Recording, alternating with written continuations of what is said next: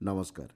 आकाशवाणी कटक आंचलिक संवाद पढ़ुछंती मलय रंजन मिश्र।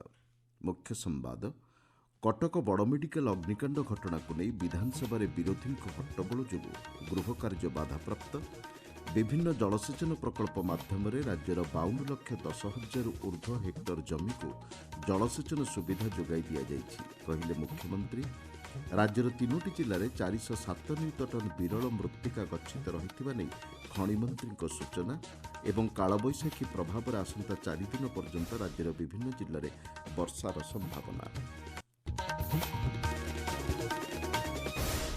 सप्तदश विधानसभा बजेट अधिवेशन द्वितीय पर्याय नवम दिन में आज कटक एससीबी मेडिकल कॉलेज रे अग्निकांड घटना स्वास्थ्यमंत्री इस्तीफा दाबी कर विरोधी दल पक्षर हट्टगोल सृष्टि गृह में अचलावस्था सृष्टि होता। बाचस्पति सुरमा पाढ़ी विरोधी दल सदस्यों को प्रश्नोत्तर कार्यक्रम में सहयोग करने को निवेदन करथिले मध्य कौनसी सुफल न मिलबारु गृह को 10:43 मिनिट्रु 11:30 पर्यंत मुलतवी रखिथिले।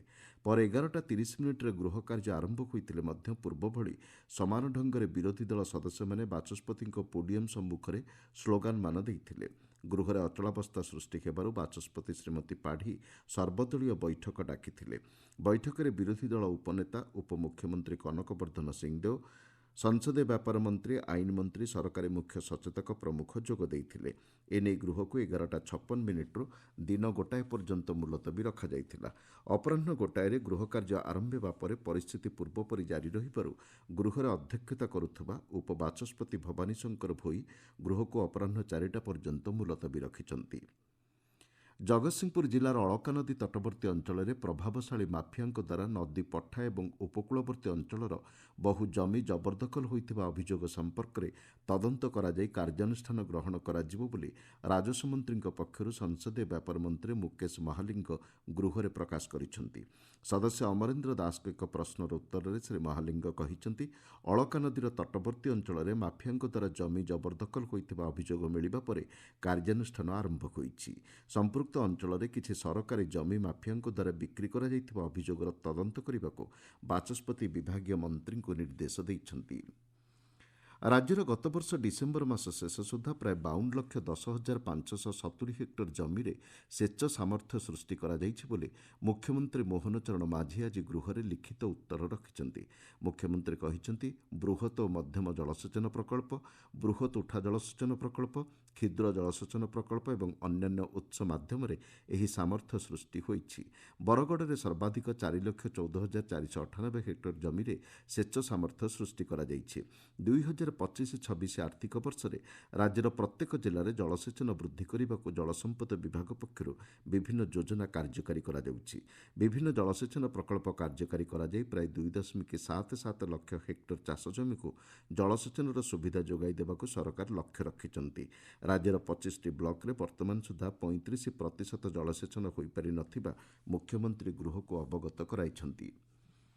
राज्य में जलपथ विकास पर जातीय जलमार्ग नीति 2016 अधीन केन्द्र सरकार 6टी जलमार्ग को जातीय जलमार्ग रूपे घोषणा करिसेंति बोली परिवहन मंत्री विभूतिभूषण जेना कहिसेंति।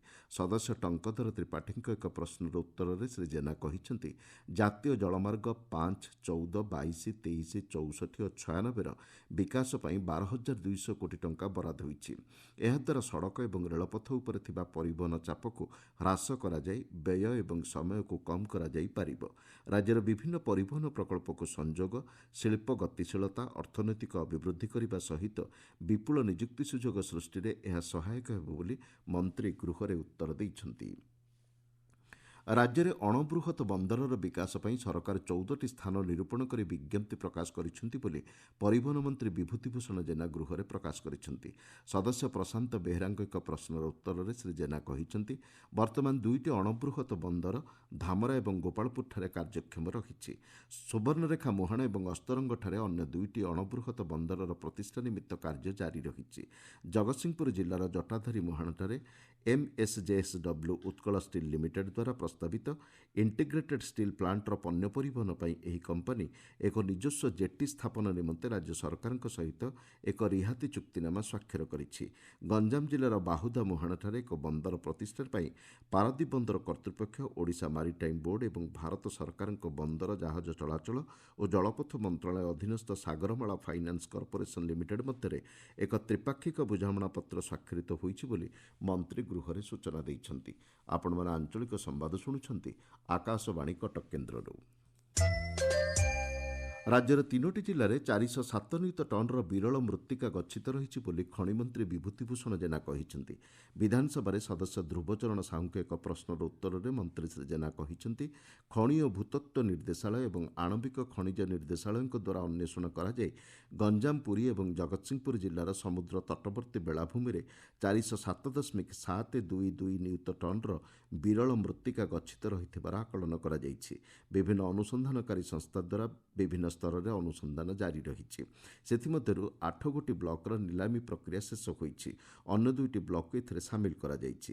ଏହା ବ୍ୟତୀତ 10ଟି ବ୍ଲକକୁ ନିଲାମ କରିବା ପାଇଁ ପ୍ରକ୍ରିୟା ଚାଲୁ ରହିଛି ବୋଲି ମନ୍ତ୍ରୀ କହିଛନ୍ତି। ଅନ୍ୟପକ୍ଷରେ ଭାରତୀୟ ବିରଳ ମୃତ୍ତିକା ଲିମିଟେଡ୍ ଦ୍ୱାରା ଗଞ୍ଜାମ ଜିଲ୍ଲାର ମାଟିଖାଲଠାରେ ଏକ ପ୍ରକ୍ରିୟାକରଣ କାରଖାନା ସ୍ଥାପନ ହୋଇଛି। ବଲାଙ୍ଗୀର ଜିଲ୍ଲାରେ 3ଟି, କୋରାପୁଟ, ରାୟଗଡ଼ା ଜିଲ୍ଲାରେ ଗୋଟିଏ ଲେଖାଏଁ ଲାଭକାରୀ କାରଖାନା ସ୍ଥାପନ ହୋଇଛି ବୋଲି ମନ୍ତ୍ରୀ ଶ୍ରୀ ଜେନା ଗୃହରେ କହିଛନ୍ତି। ରାଜ୍ୟରେ ପ୍ରାକୃତିକ ବିପର୍ଯ୍ୟୟର ଅଗ୍ରିମ ସୂଚନା ପାଇଁ ଗୋପାଳପୁରଠାରେ ରାଜ୍ୟ ସରକାରଙ୍କ ଦ୍ୱାରା ଡପ୍ଲର ୱେଦର ରାଡାର ସେଣ୍ଟର ସ୍ଥାପନ କରାଯାଇଛି। ଏଥିସହିତ ବାଲେଶ୍ୱର ଓ ସମ୍ବଲପୁରଠାରେ ଡପ୍ଲର ୱେଦର ରାଡାର ସେଣ୍ଟର କାର୍ଯ୍ୟ ନିର୍ମାଣାଧୀନ ରହିଛି ବୋଲି ଆଜି ବିଧାନସଭାରେ ସଦସ୍ୟ ତାରାପ୍ରସାଦ ବାହିନୀପତିଙ୍କ ଏକ ପ୍ରଶ୍ନର ଉତ୍ତରରେ ରାଜସ୍ୱ ମନ୍ତ୍ରୀ ସୁରେଶ ପୂଜାରୀ କହିଛନ୍ତି। ଏହା ବ୍ୟତୀତ ଭୁବନେଶ୍ୱରସ୍ଥିତ ରୋଟି କ୍ୟାମ୍ପସରେ ଏକ X band Doppler weather radar centre ସ୍ଥାପନ ପାଇଁ ସରକାରଙ୍କ ମଞ୍ଜୁରୀ ମିଳିଛି ବୋଲି ମନ୍ତ୍ରୀ ଶ୍ରୀ ପୂଜାରୀ ଗୃହରେ ସୂଚନା ଦେଇଛନ୍ତି। ଦ୍ରୁତ ଗାଡ଼ି ଚାଳନା ପାଇଁ ଗତବର୍ଷ ରାଜ୍ୟରେ 4,189ଟି ଦୁର୍ଘଟଣା ଘଟିଛି ବୋଲି ସଡ଼କ ପରିବହନ ମନ୍ତ୍ରୀ ବିଭୂତିଭୂଷଣ ଜେନା କହିଛନ୍ତି। ଶ୍ରୀ ଜେନା କହିଛନ୍ତି 2024 ତୁଳନାରେ ଦୁର୍ଘଟଣା ହାର ହ୍ରାସ ପାଇଛି।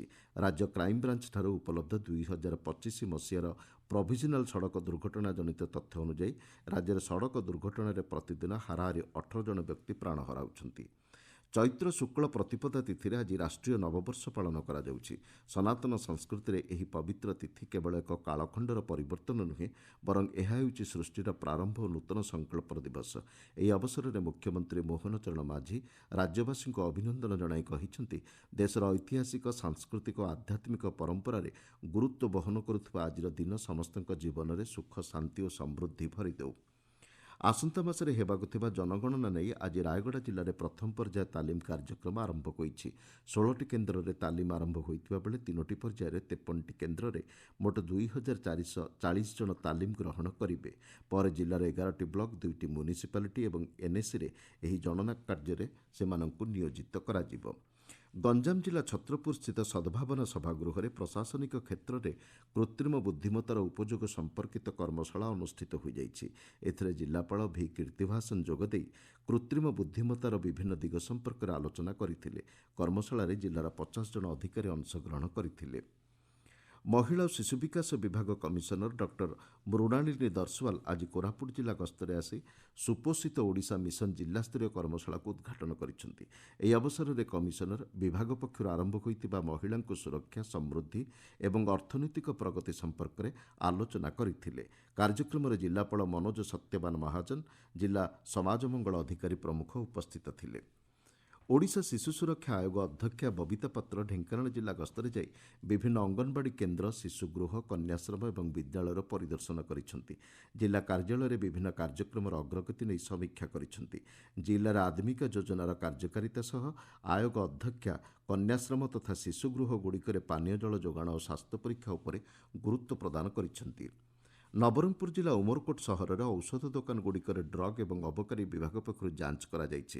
ଡାକ୍ତରଙ୍କ ବିନା ପ୍ରେସ୍କ୍ରିପ୍ସନର ଔଷଧ ବିକ୍ରି, ମହଜୁଦ ରହିଥିବା ଔଷଧ, ବିଲ୍, ନିଦ ଔଷଧ ଆଦି ବିଭିନ୍ନ କ୍ଷେତ୍ର ଉପରେ ସେମାନେ ଯାଞ୍ଚ କରିଛନ୍ତି।